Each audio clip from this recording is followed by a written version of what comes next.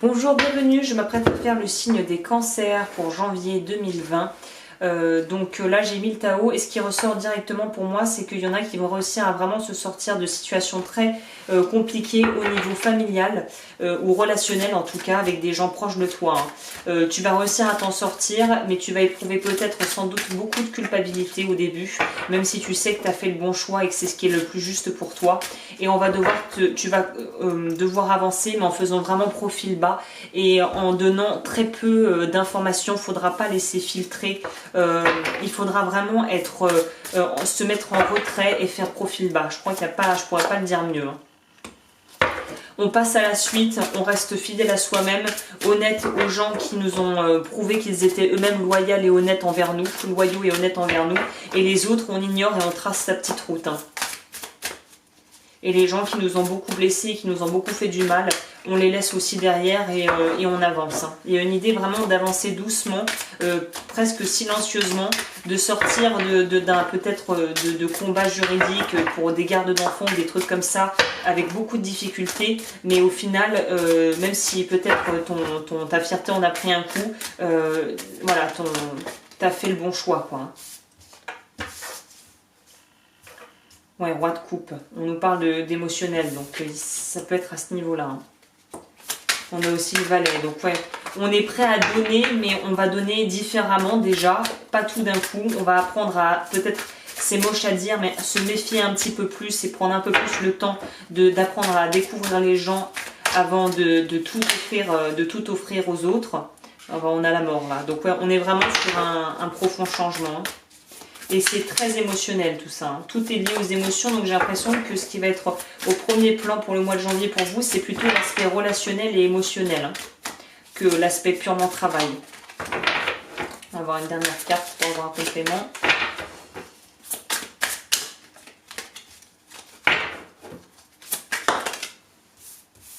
Ouais, en plus elle sort à l'envers. On nous parle de choses qui ont été difficiles, hein, mais qui arrivent à terme là. On fait presque la paix avec nos vieux démons, on pourrait dire quelque part. Alors, on va commencer avec le Tao. Le Tao nous dit qu'on rentre donc avec cette énergie. Vous rentrez dans le mois de janvier avec la délivrance, qui est une superbe carte. En tout cas, moi, une carte que j'aime bien voir dans les tirages, généralement. Puisque ça veut dire qu'on a débloqué des choses, en fait. Ça veut dire qu'on a compris peut-être de ses erreurs, qu'on a compris aussi des choses par rapport à son propre cheminement et au cheminement des personnes qui nous entourent. Et on arrive enfin à trouver une autre grille de lecture et surtout à trouver une porte de sortie concernant des situations qui auraient pu être très délicates, voire des cul-de-sac au niveau relationnel, comme je le disais, famille ou en tout cas personnes très proches de toi qui comptaient beaucoup pour toi.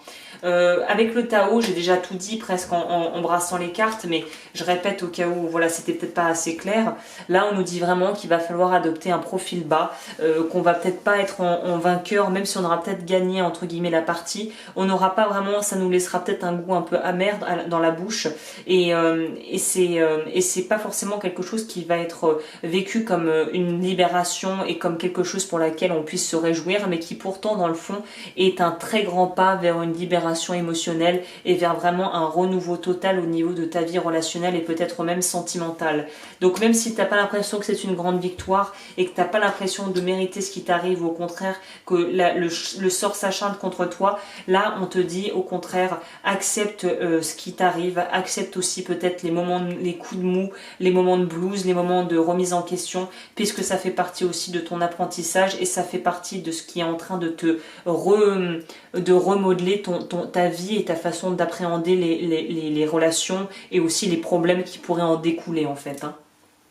Alors, premier, c'est, comme je le disais, roi de coupe. Donc là, je pense qu'il y en a beaucoup de cancers ont compris qu'on n'avait pas à donner tout son amour à n'importe qui et que les personnes devaient être dignes de confiance et dignes de notre amour. Et là, on est capable de prendre des responsabilités, de se positionner. Et comme on voit, ce personnage boit dans sa coupe. Donc avant de vouloir donner et remplir la coupe des autres et de faire boire dans ta coupe, eh ben on commence par toi, quoi. Donc il y a quand même cette idée d'apprendre à se respecter et respecter aussi ses besoins les plus primaires. Il y a aussi le 2. Alors 2 de bâton, les deux c'est il y a toujours une notion plus ou moins de choix, mais là c'est plus une idée de retrouver, comme je le disais, son propre pouvoir personnel, son pouvoir d'action. Voilà, on voit que le personnage tient un pendentif avec un cœur qui pourrait être le sien, ou peut-être le sien, celui d'une personne qu'elle a pu aimer. On voit qu'elle regarde au loin, on ne sait pas si elle va garder le cœur, le jeter ou le porter ou en faire quelque chose, mais en tout cas elle a l'air de voir il y a deux bâtons et il va falloir se positionner, il va falloir choisir quel état d'esprit, dans quel état d'esprit tu veux être, et ça c'est un choix conscient. On ne choisit pas ses ressentis, on ne choisit pas les émotions qui nous traversent, mais on choisit ce que l'on décide de nourrir.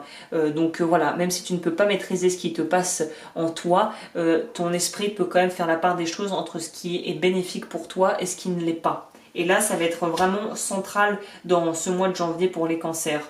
Qu'est-ce qui est bon pour toi et qu'est-ce qui ne l'est pas? Il y a une idée de faire le ménage là-dedans. On a aussi le prince de bâton qui pourrait être un équivalent du valet de bâton. Donc bâton, on est dans tout ce qui est action et vraiment des désirs profonds.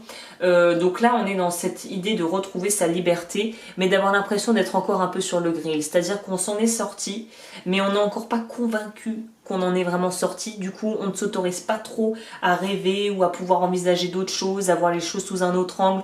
On a encore un petit peu, c'est comme si on était en train de pédaler. On voulait sortir d'une situation difficile et c'est un peu l'effet entonnoir. C'est-à-dire que tu ne vois pas la vision, le flux de vision, au lieu de s'élargir, se rapetissit et se rapetissit. Donc là, ça va peut-être être quelque chose où ça va peut-être être une période où tu vas avoir du mal à te projeter dans du plus long terme ou à te projeter dans des situations peut-être plus positives et plus joyeuses et plus heureuses que ce qu'elles n'ont été jusqu'à présent.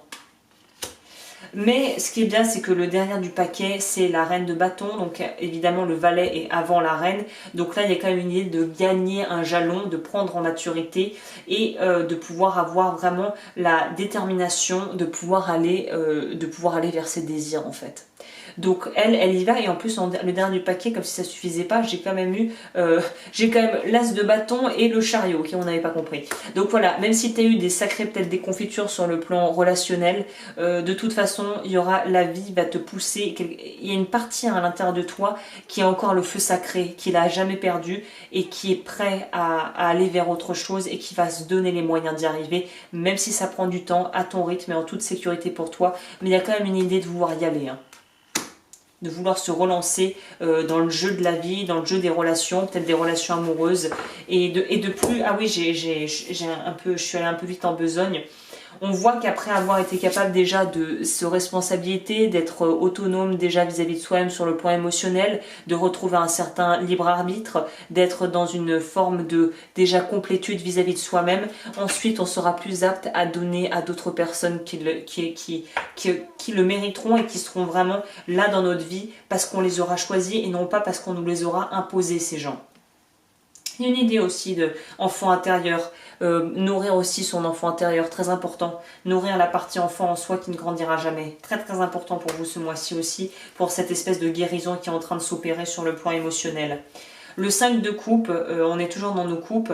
Le 5 de coupe, c'est encore cette énergie de deuil. Il y en a qui sont vraiment dans une forme de deuil, puisque voilà, même si parfois on ne perd pas les gens au sens physique du terme et qu'ils ne meurent pas, ils ne sont pas enterrés dans la terre, mais le fait de se séparer de personnes, c'est un peu comme des petites morts symboliques. Donc là, on sent bien cette énergie du deuil qui est présente et qui me fait bien résonner avec l'idée qu'il va y avoir des coupures et des gros changements au niveau familial et relationnel, et on va encore être un peu dans cette énergie, mais avec le temps on va arriver à justement laisser derrière soi toute cette culpabilité, toutes ces inquiétudes et cette angoisse qui n'ont plus lieu d'être puisque c'est terminé.